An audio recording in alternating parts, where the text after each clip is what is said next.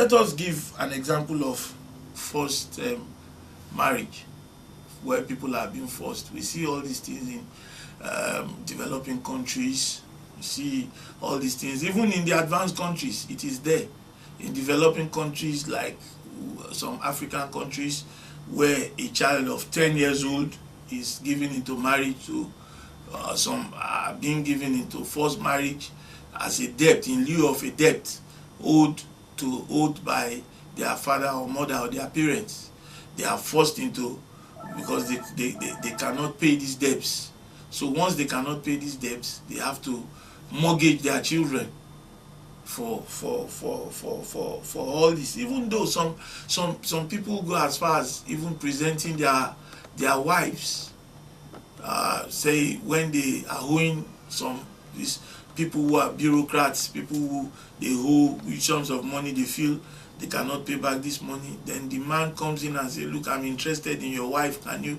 So these are issues that needs to be looked into. In Nigeria, for example, we've seen a situation, we read it, where a girl was forced, a girl of 12 years old was forced to marry somebody of 52 years old because of money.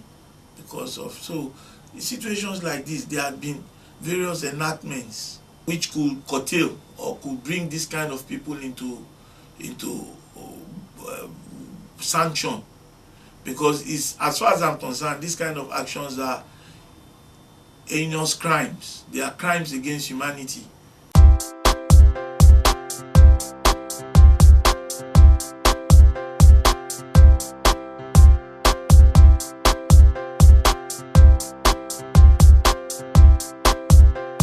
Every child should not be deprived or should not mortgage. The parents should not mortgage the life of their child vis-a-vis education to that of marriage.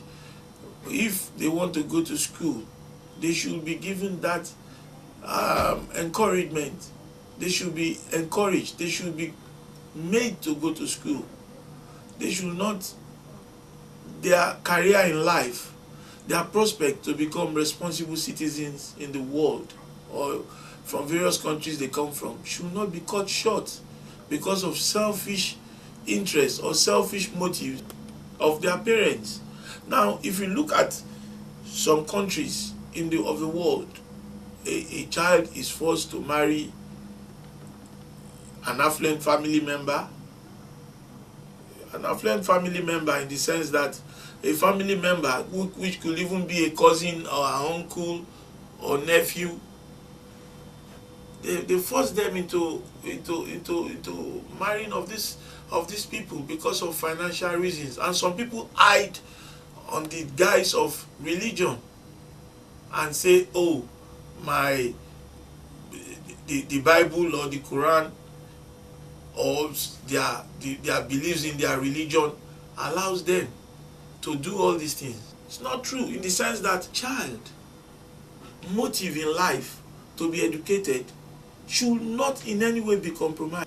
Even in the Nigerian constitution, constitution of Ghana, constitution of specifically I think chapter 4 of the Nigerian constitution allows somebody to freely go into an association, freedom of this, freedom of that. 1999 constitution has amended, more specifically, it allows people to get married, move freely, associate, freedom to be educated. But this freedom to get married starts caving into difficulty when people are made to do what they are not supposed to do. I've already gone through the various legislation in the United Kingdom which talked about the every child matters, every child's interest. I've referred us to section 11 of the 2004 Child's Act, which guarantees or which allows the interests of a child to be properly protected and to see all government agencies that are responsible in dealing with children matters. They are to respect the views of these children, especially when it comes to matters of education. People at a point in time, because of the circumstances of their birth in the sense that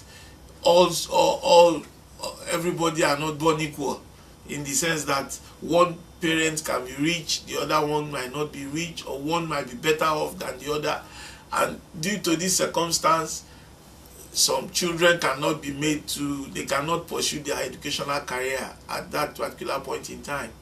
But that does not shut them out, in the sense that if they are focused, when we have seen people who get married, when they get married at an age, not a forced marriage, like as I've said before, they grow up to a certain point, they get up to school up to a certain level. Maybe some people are to their SSC level, they cannot go to university because of the situations or the situations they found themselves. When they could get married, they start working, they go to school and build up their educational career. That is not what we are talking about. What we are talking about is when one is sacrificed at the altar of the other. When education is sacrificed at the altar of marriage. A child of 10 years old or 12 years old is aspiring to go to school, or 15 years old is aspiring to go to school, and he cannot go because they don't have money. It becomes a problem. It becomes a problem for that child, because one way or the other, affluences comes in that tends to influence or change the mind of these parents. Sometimes, by the time they need money to sponsor this child, they go and meet the people, or their friends or family, or this. Then from there, these people will give them all these advices, wrong advices. Say, look, this is it. This, I can help you if I'm going to marry your child. I can help you if you can tell your child to come and pick up the money in my house. I can help you if you do this.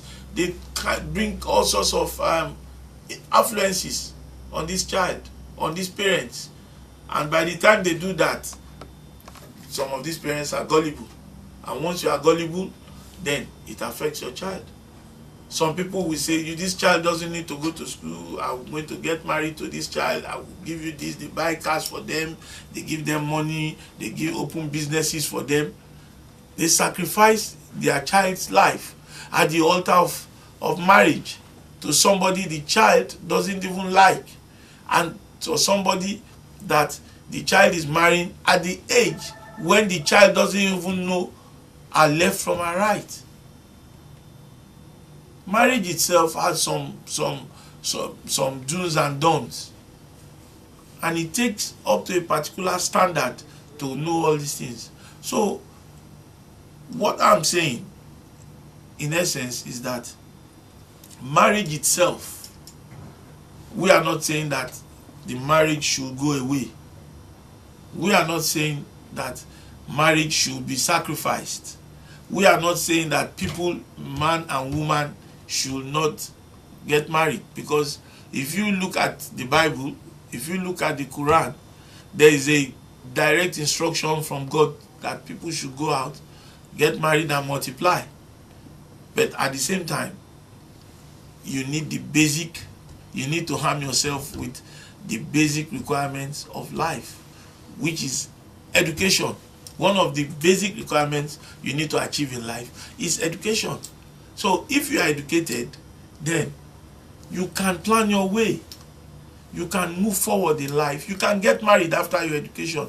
You can do whatever you are. Even at a point in time, this education itself is going to help you in your family home.